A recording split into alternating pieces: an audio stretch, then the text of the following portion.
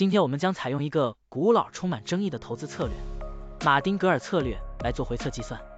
股票市场中，马丁格尔策略就是在股价下跌时增加投资，以较低的平均成本获得更多的股份，然后在股价上涨并达到盈利目标时，一次性卖出获利了结。如此周而复始，持续跟踪股价操作。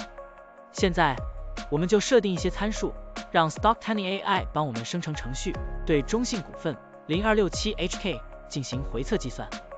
设定参数如下：最大买入次数7次，最大加仓比例 1.5 倍，每次买入股价下跌的比例 10%， 获利卖出的上涨幅度 5%。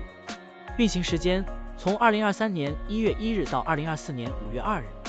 交易手续费设定为 0.10%。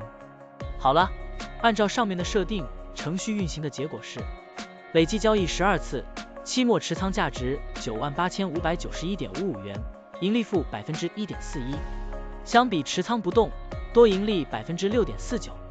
可以看到，橙色的持仓价值曲线比股价曲线更平缓。我们换一组参数，再尝试一下。最大买入次数5次，最大加仓比例 1.5 倍，每次买入股价下跌的比例 8%， 获利卖出的上涨幅度 3%， 这样就可以得到新的回测结果。累计交易26次，期末持仓价值 100,896.81 元，盈利 8.99%， 相比持仓不动，多盈利 16.88%。股票的波动特性不一样，盈利效果就不同，参数设定不同，盈利效果也会不同。怎样找到最优的组合呢？请评论区留言，让 Stocktiny AI 来帮助你。股票调优 AI， 利用 AI 技术赋能您的股票选择与操作。本站内容不构成对任何人的投资建议，您应当基于自己的独立判断做出决策。